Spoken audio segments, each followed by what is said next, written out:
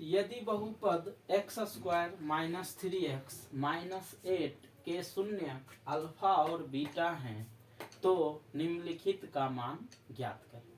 तो सबसे पहले इस प्रकार के प्रश्न को बनाने के लिए आपको ए बी सी का मान ज्ञात करना है। तो ए जो होता है आपको याद होना चाहिए एक्स स्क्वायर का गुणांक होता है जिसका मान 1 है। बी जो होता है एक्स का गुणांक होता है और उसका मान -3 है। तीसरा सी जो होता है कांस्टेंट टर्म होता है जिसका मान -8 दिया है। और देखिए सबसे पहले आपको निकालना है अल्फा प्लस बीटा। तो अल्फा प्लस बीटा बराबर होता है -b/a।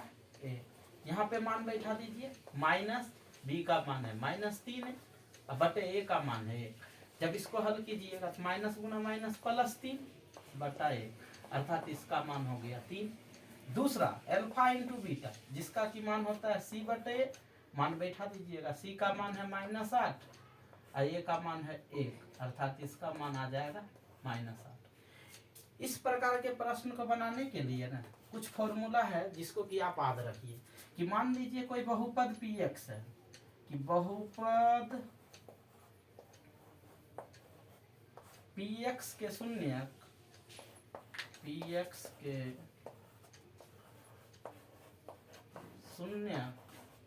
अल्फा और बीटा है। तो सबसे पहला फॉर्मूला याद रखिएगा, मूलों का योग, मूलों इसी को शून्यक बोलते हैं। तो शून्य को भी लिख देते हैं आपको समझने के लिए,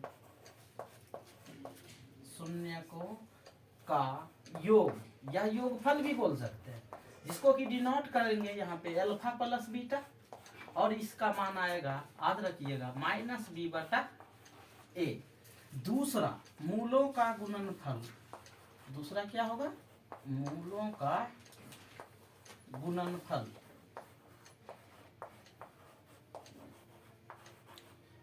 जिसको कि डिनोट करेंगे अल्फा इंटू बीटा से और इसका मान होता है c/a।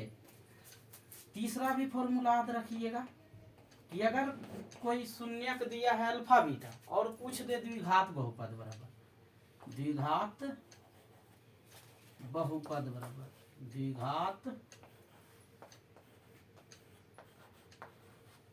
बहुपद बराबर x square minus alpha plus beta into x plus alpha into beta होता है।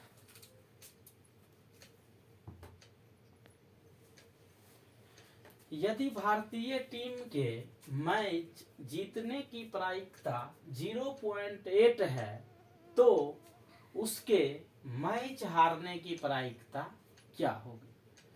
तो इस सवाल को बनाने के लिए ना सबसे पहले आपको याद होना चाहिए कि प्रायिकता का जो अधिकतम मान 1 होता है और इसमें एक प्रायिकता दिया रहे या दूसरे का प्रायिकता पूछे तो जो चीज पूछेगा ना उसको क्या कीजिएगा 1 में सिर्फ माइनस कर लीजिएगा। अर्थात देखिए यहाँ पे दिया है भारतीय टीम के मैच जीतने की प्रायिकता, मान लेते हैं कि मैच जीतने की प्रायिकता उसका पीई है और इसका मान दे रखा है 0.8। तो यहाँ पे जो दूसरा प्रायिकता है मैच हारने की उसको आप मान लेते लीजिएगा पीई डैश मान लेते हैं। इसको हमको निकालना है बस डायरेक्ट, आपको एक फॉर्मूला होता है पी डैश का कि 1 - पीई होता है और यहाँ पे मान रख दीजिए 1 - पीई, पी का मान क्या है 0.8 और जब इसको हल कीजिएगा ना तो 0.2 हो जाएगा। ध्यान रखिएगा कि प्रायिकता से रिलेटेड जितना भी फॉर्मूला है अभी जस्ट बता रहे हैं, ध्यान रखिएगा कि प्रायिकता बराबर जो होता है प्रायिकता जिसको कि डिनोट करते हैं पीई से, इसका जो फॉर्मूला होता है Ne/NS होता है, जहां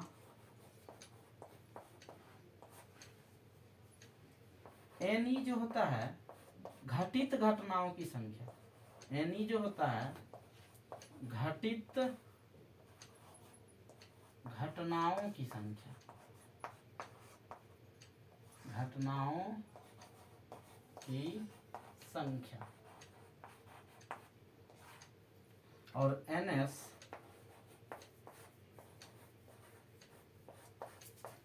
कुल घटनाओं की संख्या, कुल घटनाओं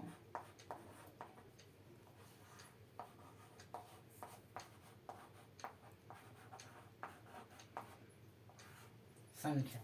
दूसरा फॉर्मूला याद रखिएगा कि P प्लस P0 इसका मान 1 होता है।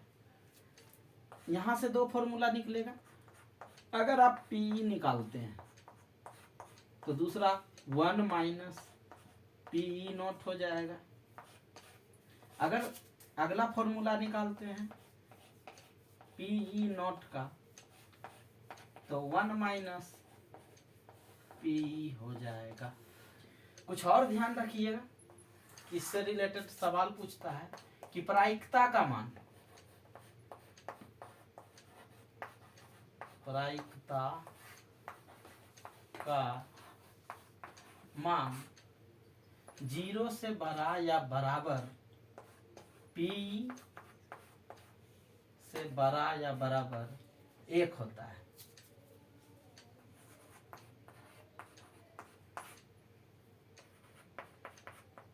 इसमें और भी याद रखिए, पूछ देगा असंभव घटना की प्रायिकता, असंभव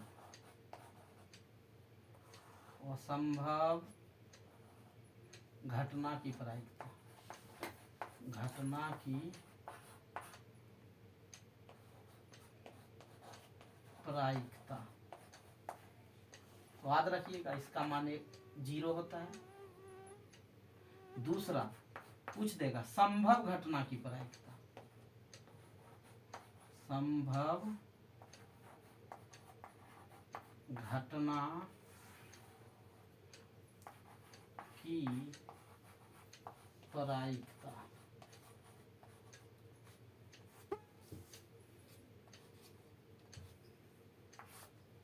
बराबर 1 होती है।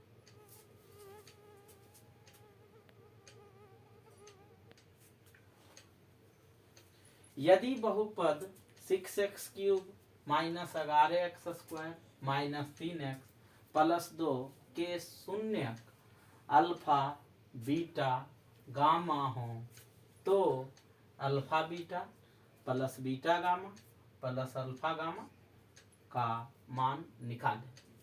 तो इस प्रकार के प्रश्न को बनाने के लिए ना सबसे पहले आपको क्या करना है, ए का मान निकालना है। ए जो होता है ना ये त्रिघात बहुपद है और त्रिघात बहुपद का जो आपका एक्स क्यूब का गुणांक होता है वही ये होता है। अर्थात यहाँ एक्स क्यूब का गुणांक क्या है 6, अर्थात ए का मान 6। बी जो होता है एक्स स्क्वायर का गुणांक होता है और इसका मान -11। सी का जो मान होता है एक्स का गुणांक -3 और डी जो होता है अचर पद और इसका मान है 2। ये डायरेक्ट फॉर्मूला है। देखिए alpha beta plus beta gamma plus gamma alpha, इसका जो फॉर्मूला होता है C/A होता है और ये मान बैठा दीजिए -3/A का मान 6 और ये कट जाएगा, काटिए 3 का 3 3 दूनी 6, इसका मान आ गया -1/2। इससे रिलेटेड प्रश्न जो बन सकते हैं ध्यान रखिएगा कि अगर आपको शून्य का अल्फा बीटा दे दिया कि कोई त्रिघात बहुपद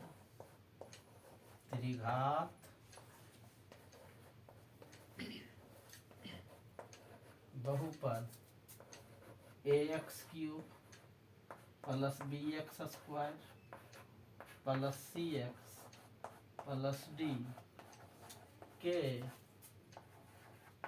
शून्य अल्फा बीटा और गामा है तो सबसे पहले अगर पूछेगा ना तो पहले पूछेगा मूलों का योग। मूलों का योग इसमें होगा alpha plus beta plus gamma और इसका जो मान होता है -b/a होता है। दूसरा पूछेगा दो दो मूलों का योग, गुणनफल का योग, यानी alpha beta plus beta gamma plus gamma alpha, इसका जो मान होता है C/A होता है। तीसरा पूछेगा मूलों का गुणनफल अर्थात अल्फा बीटा गामा, इसका जो मान होता है -D/A होता है। अगर आपसे कभी ये भी पूछ सकता है कि पहले ही शून्यक दे दिया जाए कि अल्फा बीटा गामा शून्यक वाला त्रिघात बहुपद बराबर, तो सबसे पहले x³ लेना है, फिर माइनस लेना है alpha plus beta plus gamma into x² plus alpha beta plus beta gamma plus gamma alpha into x, last में अल्फा बीटा गामा होता है। बिंदुओं 5, 3 और 1, 5 को मिलाने वाली रेखाखंड के मध्य बिंदु के निर्देशांक हैं, अर्थात हमें मध्य बिंदु का निर्देशांक निकालना है। तो सबसे पहले देखिए दो बिंदु दिया गया है, पहला बिंदु हम मान लेते हैं कि P है और दूसरा बिंदु मान लेते हैं कि Q है। दोनों के कोऑर्डिनेट्स दिए हैं, पहला का है 5, 3 और दूसरा का 1 और 5 दिया, और हमें निकालना मध्य बिंदु का निर्देशांक। तो आप याद रखिए पहला बिंदु है, इसका कोऑर्डिनेट को हम मान लेते हैं कि x1 और ये आपका हो जाएगा y1, ये कोऑर्डिनेट होगा x2 और ये कोऑर्डिनेट हो जाएगा y2। और मध्य बिंदु का जो फॉर्मूला होता है, मध्य बिंदु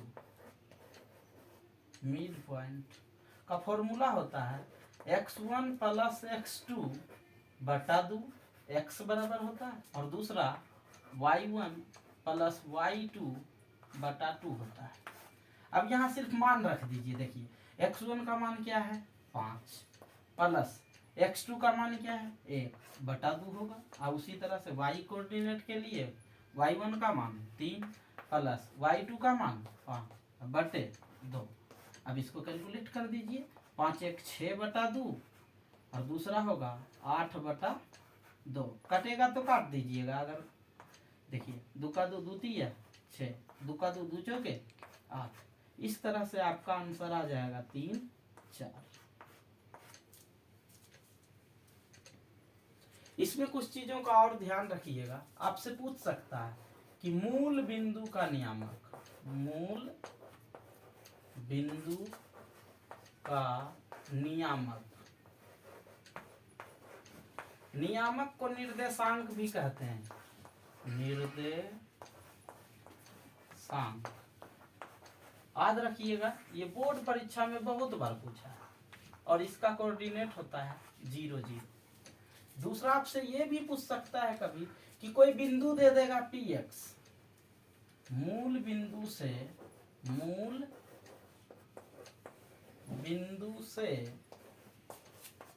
बिंदु px की दूरी, pxy की दूरी, इसका भी फॉर्मूला होता है √x²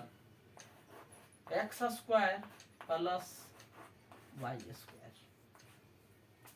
आपसे पूछ सकता है दो बिंदुओं के बीच की दूरी, जिसको हम लोग बोलते हैं दूरी सूत्र, डिस्टेंस फॉर्मूला, और इसको हम PQ से मान लीजिए सूचित करते हैं।